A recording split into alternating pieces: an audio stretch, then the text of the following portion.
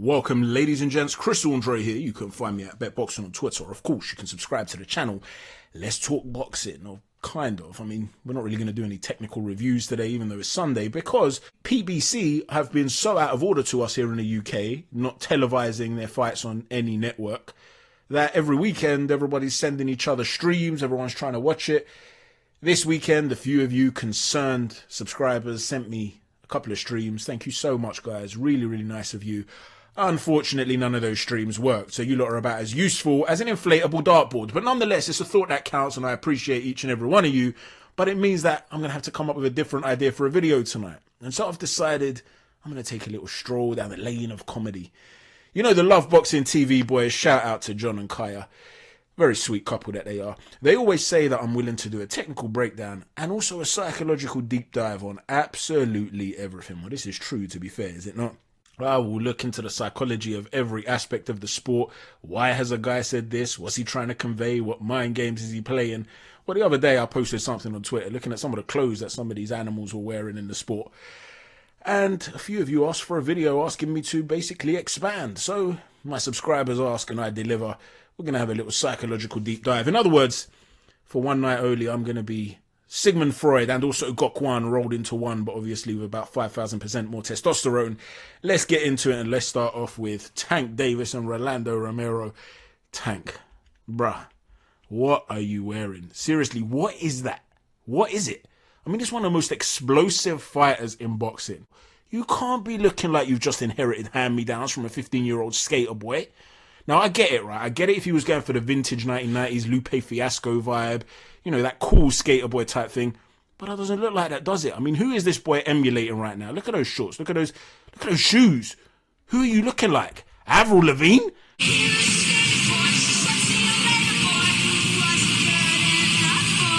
Whereas Rolando Romero, see, I can roll my tongue with the best of the Hispanics out there. Shout out to my Mexicans.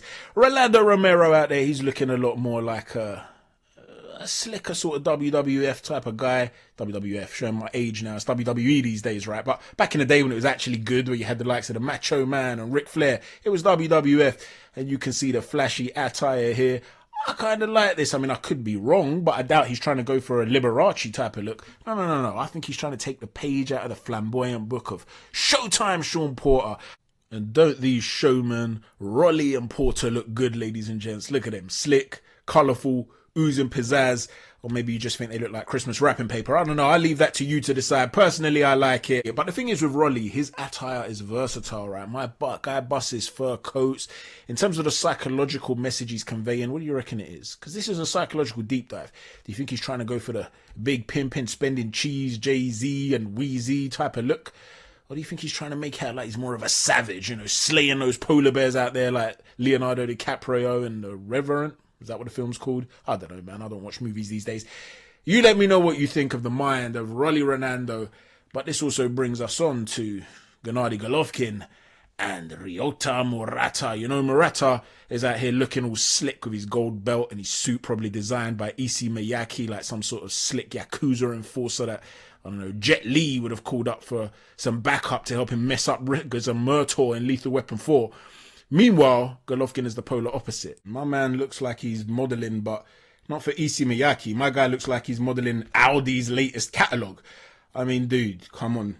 You're the middleweight champion, long reigning. Now you're unified. You're the main man, and you got the fashion philosophy out of Al Bundy's playbook. You got to change this, G. Come on, man. You got to represent. But this isn't where Gennady Golovkin's psychological warfare actually applies when it comes to his attire. It applies in a different way. It applied when my man turned up in a damn bathrobe to the weigh-in. Imagine how confident you got to be to turn up at the weigh-in looking like you're busting an oven mitt. Right? Actually, let that sink in. You're letting people know that you can handle the heat of the battle, but it goes much deeper than that. Have you guys ever seen the horror movie Psycho? It's about this unassuming dude, right, Norman Bates, that owns a motel or a hotel. I think it's a motel. Now, there's going to be some spoilers here, so if you haven't seen the movie, you might want to flick past this part. But it's one of the most famous horrors in history, and basically female guests at this motel begin to disappear.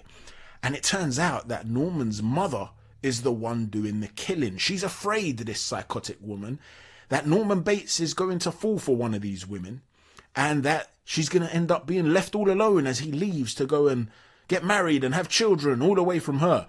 But here's the plot twist. She's been dead for years. So Norman Bates has lost his damn mind and is basically dressing up like his dead mother, talking in her voice and all sorts, and the man's gone off on a killing spree. Well, GGG is blatantly going for that Mrs. Bates attire. Look how much they look alike. Look at it. Dressed like an old lady, chilling in a dilapidated hotel, watching reruns of the Antiques Roadshow and Country File, just waiting for the next victim to check in. Look at him. I mean, even his hand, he's got the stabbing motion down to a T. Look at their right hands. I'm telling you, there's no more big drama show for Gennady Golovkin. It's time for the big horror show. You know, in Japan, horror movies are huge, right? It's like the horror movie capital of the world over there. They love that stuff. He's trying to tap into that psyche with the mind games by becoming Mrs. Bates. I'm telling you, listen, even look at the victims of the two men, Bates and Golovkin. You're telling me they ain't got the same type of horror on their face? They're terrified. And now we're going to get deep, like, I know we're already deep, but we're going deep, like really deep now. You ready? This is Martin Murray and Marcos Maidana, right? They look nothing alike. Golovkin is so dangerous. He hits so hard that he managed to turn Martin Murray into Marcos Maidana with a punch. Are you guys understanding the level of psychological depth that we're going to here at Chris Andre Boxing? Norman Bates would metamorphosize into his mother to claim his victims. And Gennady is metamorphosizing into the Kazakh Mrs. Bates to claim his victims. And he hits his victims so hard that he can metamorphosize Murray into Maidana. You see what I'm saying? Listen, trust me, man. If you smoked a little something right now, you hit one of those Deontay Wilder ayahuasca sessions, you'd be opening up that pineal gland or whatever it is these lot talk about, and you'd end up realizing how much of a genius I am right now. Seriously, I'm spitting some profound facts. You guys are so lucky to have me, seriously. But anyway, whatever, it doesn't matter. You lot don't appreciate me. So it's time to move on. Let's talk about Erickson, Lubin, and Sebastien Fundora. Now, I know what Lubin's doing here.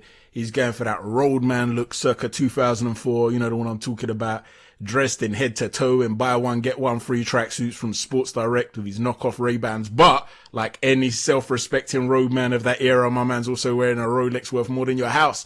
Look at that blinging watch. He's clearly sending the straight out of Tottenham vibes here. It's clearly a bid to try and intimidate the soft-looking Fundora. Fundora looks like a dodgy but posh accountant. He's got that "I've looked into your finances, sir, and I strongly recommend you get yourself an offshore account, preferably in Switzerland or Panama, like your trusted politicians and your virtue-signaling celebrities that you love so much.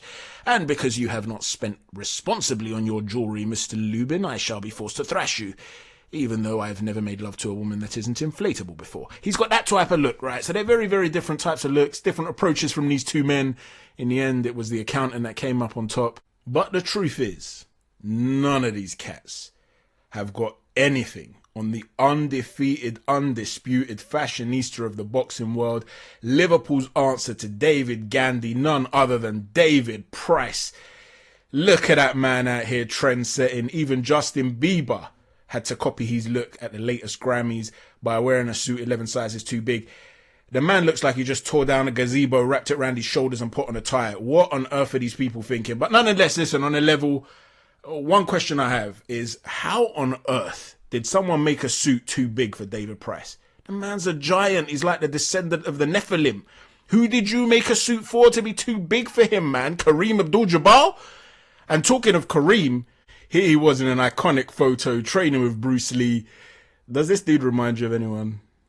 You want any clues? I'll tell you who he reminds me of.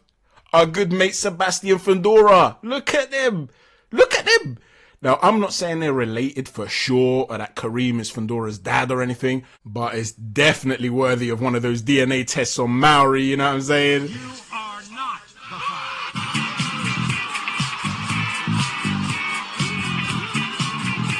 the Now, that's all you're getting for me here at Chris Andre Boxing today.